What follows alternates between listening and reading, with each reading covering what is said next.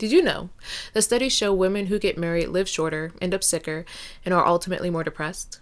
Yet, same studies also show that women are the ones who tend to want to be married, at least more than men.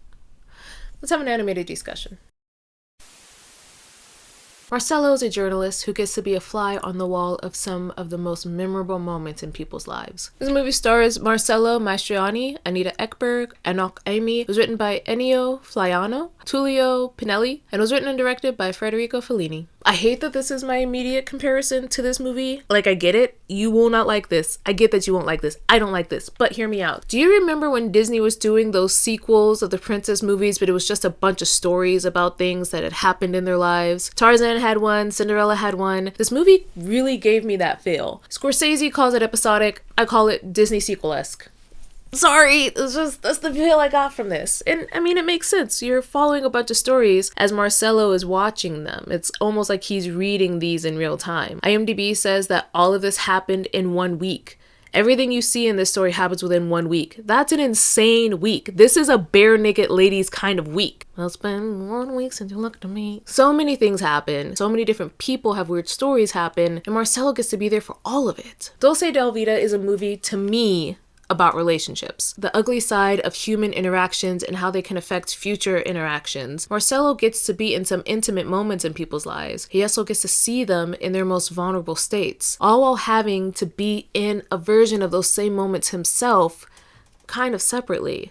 The lens he holds up to others is held up to himself numerous times, and we'll be able to dissect them as the movie progresses. The first thing that we witness is a giant statue of Jesus being moved around by a helicopter, with another helicopter following them to record the whole thing. It looks like an important moment happening, but then as you see it flying, it flies over these women who are hanging at a rooftop pool, and the men are maneuvering the helicopter to stop and flirt with these women. These women are asking why they're moving Jesus. They do tell him that they're taking him to the Pope, but they take the time to ask for their number. When we finally get a close-up of this Jesus, we see it's completely made of some metal, shiny, glittery, metallic material, almost like a gold. It's very gaudy and ostentatious. And at first I thought it was the Jesus the Redeemer from Brazil, but it was just a replica, a very interesting one at that. This shows us the kind of movie we're getting into. We're having a moment that looks like something very sacred, very important is happening, but instead we're watching the replica, a gaudy replica of something being moved, not very carefully. And they are pausing to transport this important artifact to flirt with these women. It's not in a safe container. Everything about this shows how flippant they are taking this responsibility. And that's how we start. Our next episode is when we officially get to meet Marcello. He's in the helicopter in the beginning, which I didn't catch at first, but now we get to see him up close and personal. He's spying on people in this nice restaurant, trying to get info on what they've eaten, who they're with, and then they get the paparazzo to take a photo. Someone invites Marcello over, and he's threatened. He's already told that he's made someone's life difficult, and he doesn't really seem that remorseful about it. In this same restaurant, we meet Madalena. They go somewhere. Madalena is sad about something, and Marcello takes the time to tell her that her problem is that she has too much money. But also, because she has so much money, her money can fix any problem she has. There's a confusion here about what Marcello is saying. He's contradicting himself. Madalena says that what she really needs is love and that she's missing it. Now here where things start to get weird. Someone notices their car, talks about how nice it is. Madalena offers to give them a ride, and in doing so, she and Marcello use that person's house to have a place to have some fun for the night. Marcello even asks Madalena if she wants him to make love to her, but she smiles and says no, even though earlier she said that's what she needed to feel better. They have sex, obviously, but they don't take time to make love. And the person whose house was flooded during all of this is totally chill and says their coffee's waiting for them on the table. Both of them have someone waiting for them at home, so they don't have any other space to go, so they just have sex in this flooded person's house, who's using planks of wood to get from place to place, which also it kind of looked like a vibe, but I would be so stressed about how wet my house is. For some reason, this interaction reminded me of the interview that Eartha Kitt did, where she talked about falling in love and falling in love for the right reason. There's something beautiful there, and there should be no compromise.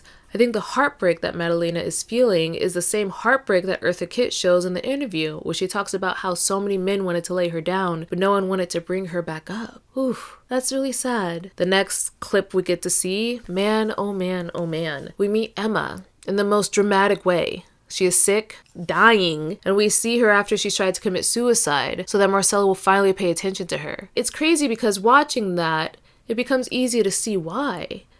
He's with someone else. We just finished the scene where Marcelo is sleeping with someone else and then goes to her who is dying because she's trying to get his attention. We know this is the effect that Marcelo's having on her. He is making her miserable because she knows he's not faithful. I couldn't tell if he was a fiance or a partner in this movie because sometimes it translates to fiance, sometimes it translated to girlfriend. So I don't know. I'm going to say fiance because it's more dramatic and this seems like a dramatic movie. There are a few moments in this movie where we see Marcelo asking the paparazzi to please protect his privacy during some serious moments. It's crazy. It's crazy that the same thing he was threatened for and felt justified in what he was doing is now something he asks other people to not do to him. It happens at least 3 times, this being the first one. Why are you okay with doing this to others if you're not okay with it happening to you? I like that this is sprinkled throughout the movie. It shows his unawareness of what he does to other people, which also explains who he is as a person. He doesn't see it as a problem when he does it, just when everyone else does it to him. You see he's devastated that she's hurt herself, and he's like, why are you doing this?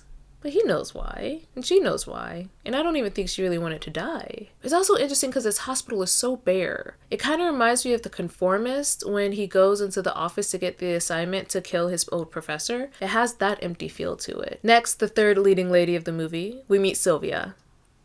Sylvia's gorgeous. First of all, gorgeous. This is gonna sound so rude, but she's one of the most full-figured actresses I had seen for that time frame. Stunning! That woman is stunning! I'm obsessed with her! Oh my gosh, her whole vibe, her whole... I'm a fan, she looks amazing. Sylvia, unlike Madalena, is not obsessed with being in the spotlight. She is thriving in it, and even does a double interest when the paparazzi request it. Also, side note, just for this shot, we just need a moment to acknowledge how beautiful this is. Sylvia gets into a fight with her partner after he's too drunk and makes some rude comments about how crazy Sylvia is acting. I mean, she is barefoot in a restaurant, so it is a little taboo. But still, Sylvia leaves and doesn't want to go back home, so she spends the night roaming Italy with Marcelo. Marcelo's trying to find a place for her to stay the night. Can't find anyone. Everyone's so busy. You can see how chaotic she is. Marcelo tries to chase her, find her, get milk for the cat, watches her make bird sounds, and then finds her frolicking in a fountain. And if you know anything about this shot is the most popular shot, not only in this movie, but probably the most popular shot Fellini's ever done. Everyone loves this scene in the fountain. Apparently, it took 2 weeks to do, and they were in the water for a long time. I think 6 hours? I don't know why it took so long. But Marcelo had to use a wetsuit. The actress was amazing. She was okay. Though Marcelo tries to pursue her during that whole time, she doesn't really engage in it. He takes her home safely, and when she's back home, her partner slaps her in front of the cameras and then attacks Marcelo for what he thinks is a night of debauchery. He was pretty drunk. The paparazzi were like, "This is your Tarzan?" Can't believe this guy played Tarzan. He doesn't even notice the cameras flashing in his face until his girl is back. And that's the last time we see either of them in the movie. She seems like the most carefree, beautiful person in the whole movie, and you can see how sad her home life is. And it's one of the first external relationships we see Marcelo witness as he's being this journalist. Then we meet Steiner for the first time in a church, and he is one of the only people who seem to have a genuine interest in Marcelo. He asks Marcelo how his book is going, gives him specific compliments about his writing. When Steiner finds out Marcelo can stay with him a little longer, he asks the priest if they can go upstairs and then tells Marcelo, "You see, these priests don't fear the devil. They even let me play with the organ." Right there, we see how Steiner views himself. It comes off a little funny, a nice little joke, until we meet Steiner again later. The scene ends with Steiner playing music in the church. Next, we have what I call the big church scene. Golly! Everyone is rushing to see these 2 children who are locked up in the police department, who everyone swears they've seen Madonna. There are a few things to notice here. Why are the children locked in the police department? When listening to the first interview with the children, you can hear that their stories don't match. When watching people being photographed for this moment, you can see them really milking this for the camera, wanting to be on screen. When the children come out, you see them running around, swearing up and down that Madonna keeps moving here and here and here. And an old man picks them up and says that the church will be built here. Madonna says she will not come if the church is not built here. It's all a publicity stunt for a new church. So many desperate people looking for answers, tearing down a tree to have something to capture for this amazing moment. Somehow, someone even dies here. And honestly, I can't tell if the death was real or not.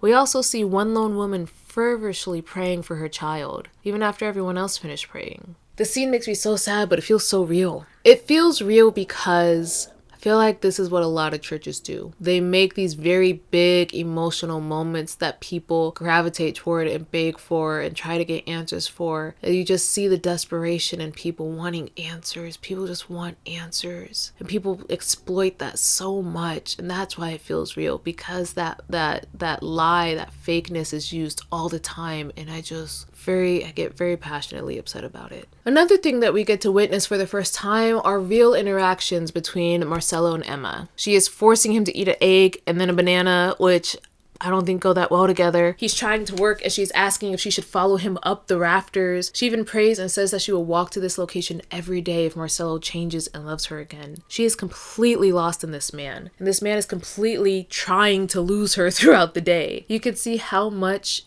he feels she's in the way. There are moments where she comes and leans on him and he's okay, but for the most part, he just feels stifled by her. This is an anxious attachment moment because she already knows she's lost this man, but she doesn't want to let him go. Part of me really wants to tell her to stand up, and then the other part of me gets how sad it is to miss out on someone you love. You see that she knows she's losing him. She doesn't know what to do about it. Next, we get to meet more people who love Steiner. We are at his house for dinner, and this man has an amazing life. He's able to travel. He has recordings of nature because they are so important to him. He has 2 beautiful kids who he knows intimately and dearly. You could tell by how he talks about their individual strengths. Emma at one point even tries to comfort Marcelo and let him know that he will have a life like this soon. This unsettles Marcelo even a little more than before, and he goes to talk to Steiner, asking to be invited over more because this is the kind of life he should have. He should see it more. He is wasting his life, and what Steiner has is a refuge. But then Steiner has some amazing monologues here. The first one says, "Don't be like me. Salvation doesn't lie within 4 walls. I'm too serious to be a beginner and too much of a dabbler to be a professional. Even the most miserable life is better than a sheltered experience in an organized society where everything is calculated and perfected." And then later he ushers Marcelo into the room where he kisses his kids goodnight, and he says, "Sometimes at night, the darkness and the silence weigh on me. It's the peace that frightens me. I fear peace more than anything. It seems to me it's just a facade with hell hiding behind it. I think of what my children will see in the future. It will be a wonderful future, they say. But how, when a phone call can end it all?" Steiner, in this moment, we start to see the cracks. Before, what he was saying about they don't fear the devil, they even let me play the piano, that was a joke. Now we see he thinks his life is a lie and that peace is one phone call away from ending, from breaking up with him. Steiner is the only 3-act play in the whole movie. And it's a Greek tragedy. Something that's really fascinating in this movie is the Asian influence. You can see it when Marcelo and Madalena are driving. There's a lot of Asian influence in the music. And when Jesus is being transported, after we see Jesus, it shifts to a scene with some beautiful Asian dancers. And then there's someone at Steiner's party who talks about how Oriental women are better, for they fully submit in body and spirit. They are in touch with nature. He talks about it as his wife is there. This is such an issue that a lot of women from Asian cultures have to deal with. People assume you are just quiet and submissive. It's a weird, gross fetishization that happens all the time and reduces women who have this beautiful, meaningful history and amazing culture to just this watered down idea of she'll listen to me, she'll obey me because I'm a man and I deserve to be listened to. Listen, I think patriarchy is devastating for men and women. I think it hurts both of them, and so I don't want to act as if men are only the villains. But this is a very dangerous trope that has hurt a lot of Asian women in the past. And if we dive even deeper, which we will, because you know me, this is also something that has happened to a lot of white women back in the day, where they would be married to a man because it's proper for white people to marry each other, but then the man fetishizes another race or another woman.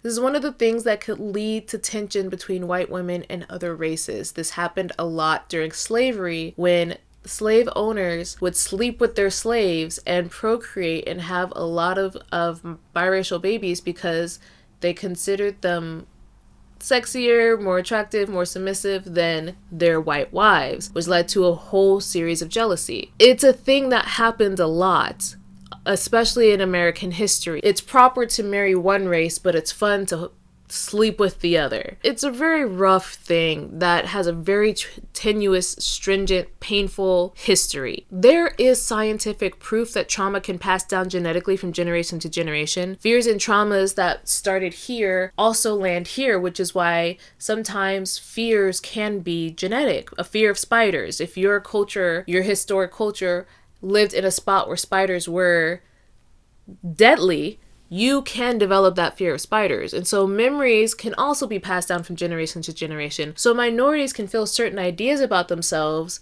even if they've never heard it, because that was the issue that their forefathers went through. This is also something that happens with women, where there are some insecurities that have been passed down from generation to generation because women have been pitted against each other for so long, of like, to be chosen by a man did not just give you value, it gave you security. And so if that was questioned or if that was threatened, your security and your safety was also threatened. In those moments that's happening, that is also a genetic mindset that has to literally be broken down, because not only is your relationship being threatened, your security, your way of life, your ability to live safely was being threatened. And so when we talk about scenes where they talk about how beautiful or how gorgeous or how much better a certain race is, when another woman is in that room who belongs or is related or married to that man who is talking about how much better this type of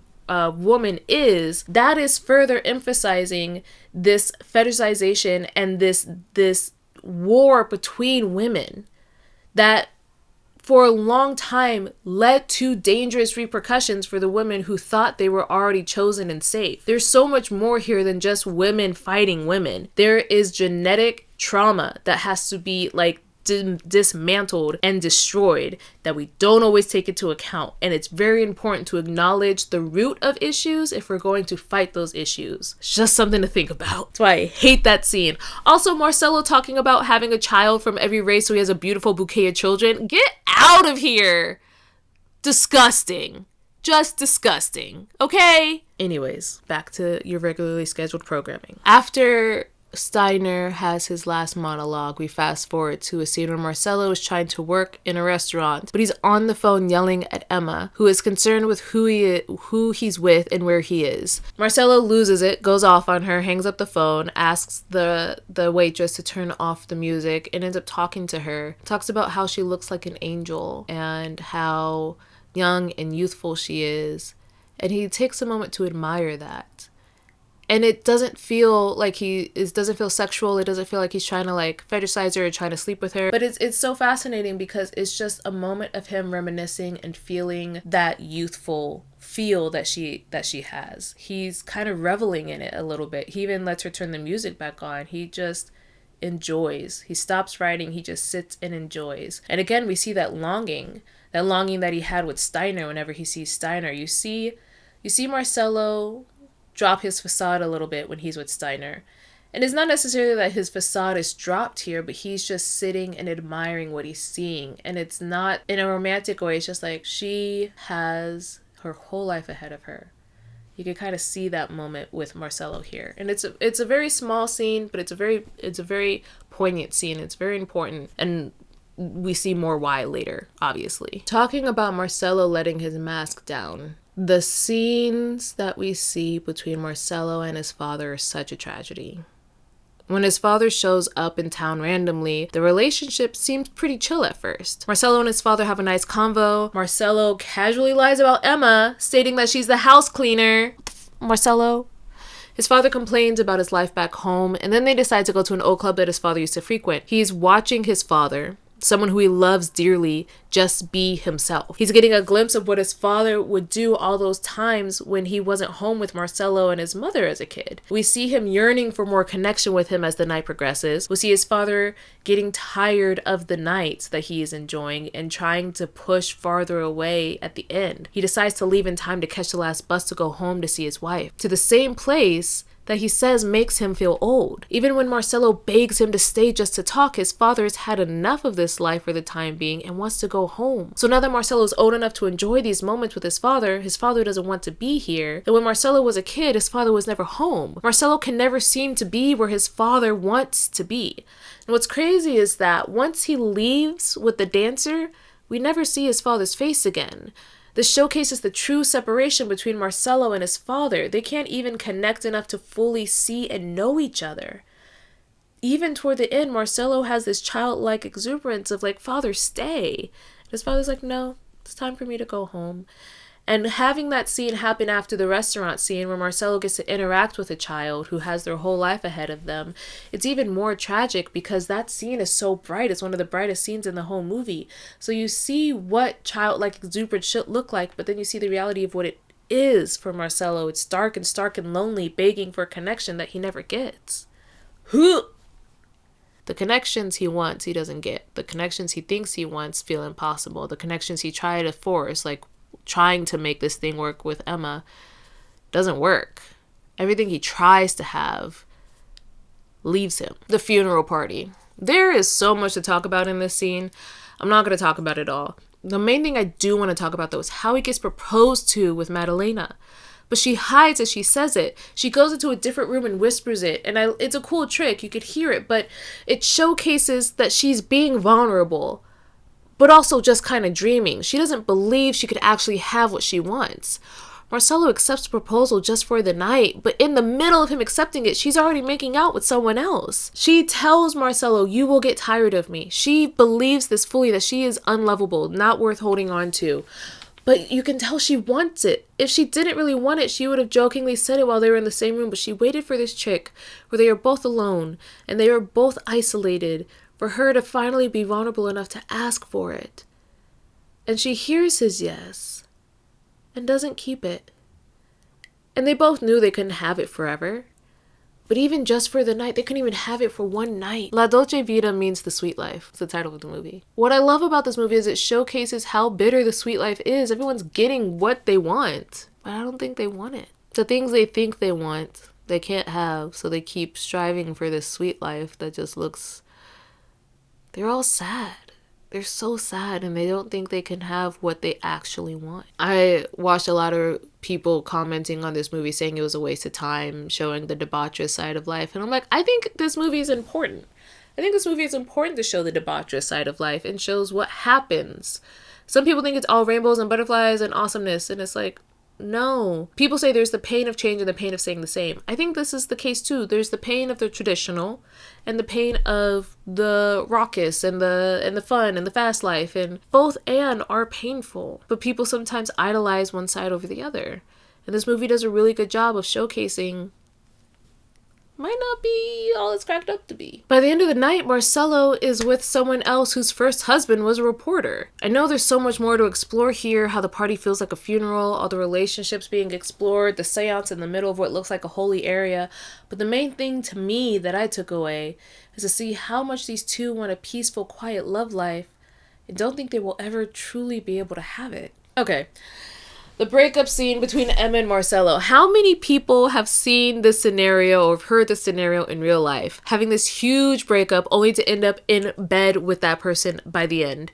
They both said truly hurtful things to each other, but you can see this is a common occurrence when Emma is just left on the side of the road and doesn't panic about getting home. She just plays with flowers and walks around because she knows Marcelo will come back. And he does. They are so toxic and they can't let each other go. And we don't even really get to know anything about their relationship except he feels stifled by her and she feels neglected by him. But they can't let each other go. And that's kind of all we get to know about them. Now to Act 3 of our Greek tragedy. Steiner warns us throughout the whole movie who he is. He lets us know he's a devil. He tells us his home isn't a refuge, it's a cage. And he mentions that peace can be ended with a phone call. He knows his past is haunting him. His death is devastating because it shows he was never able to finish fighting that demon. For Marcelo, it shows him the life he thought he wanted has the worst ending. You can't see the person you admire living such a beautiful life in the way this does and think that you could do it better. Steiner was the goal for Marcelo. If Steiner can't do this, there's no way Marcelo can. For Marcelo, this shows him that there is no good in life. There is no better anywhere. What he has might be the best you can get. This is also the last time Marcelo tries to ask for privacy, as he has to give the news to Steiner's wife. There's a breaking here and a lesson that Marcelo learned, and it's not a good lesson, and it's not even the right lesson. It's a self-fulfilling prophecy. You know, when people are convinced their partner's cheating, so they keep checking the person's phone, and then they find that they liked someone in a bikini on Instagram. It's like, I knew it. I knew you were looking at other people. This is a very extreme version of that, but this is a moment where Marcelo sees you can't have it all. And you can't have the good life. There is no good life. There is nothing beautiful to strive for. Steiner was the best of all of us, and Steiner killed his children and himself. I can't get anything better. I can't be better. I can't be better than Steiner. If Steiner's gone, I can't do this. So I'm trapped in my cage. This whole sweet life now becomes a cage for Marcelo because there's nothing else he can get. At the end, we have a house party where they break into a friend's house to throw a party for someone who has just annulled her marriage. She is excited for the sweet life that everyone else has had. She even decides to do a little striptease, and it's this whole moment where she is trying to become this new person, this person who doesn't care, and everyone's bored. She's doing something she's never done before. She's trying to throw caution to the wind, and she's trying to be sexy, and everyone's like, oh, it's okay. It's okay. Who wants to do something else? Man, if I had done my first striptease and all my friends were like, it's alright. Oh, she handles it well. And we see Marcelo just kind of losing his mind here. He's just like going back and forth and like tar and feathering some girl who's sick and trying to get people to sleep with each other. And everyone's like, Marcelo, what's going on? And Marcelo's broken. He's done. After Steiner, he's like, this is my life now. This is all I will be. And it makes you feel sad for the woman who had the affair, or for the woman who annulled her marriage. Even his friends who are seemingly enjoying this life are looking at Marcelo like, Marcelo, you're kind of taking this a little too far, guy. It's a very hard scene to watch because you just see the resignation in Marcelo. And he's like, this is my life now. This is it. And this is all I will be. We see a disillusioned Marcelo. He's given up on life. There's no hope, nothing to strive for. What he thought was the ultimate life ended in the worst way. Better to be depraved and alone than to have everything and lose it all immediately. What a tragedy. A lot of people said the ending was a representation of the kind of life Marcelo has officially found himself in when they pull this giant stingray out and it's just staring at you. They also say that him running into the girl he met at the restaurant at the end is him saying goodbye to his innocence. He can't hear it anymore. It looks like he just gives up. I didn't catch the thought of him saying goodbye to his innocence, but that does make me sad. He does say goodbye to his innocence. He does give up, and this movie is a thriller. It's considered a comedy/thriller. It's sad to see how this movie ends and to see how this is the end for Marcelo. Overall, I give this movie 3.8 out of 5 camera flashes. I like the commentary on the reality of relationships and seeing Marcelo accept his fate with life. It's a sad movie to watch. It's a hard movie to watch. I think it's an important movie to watch. I get why it's in the top 100. This is by the same person who did Nights of Cabiria, which is a movie I will review in the future. Nights of Cabiria is a struggle. Fellini and I, man, we don't get along, but that's okay. Let me know what you think. Don't forget to like and subscribe. As always, I hope you have an amazing day, and see you later.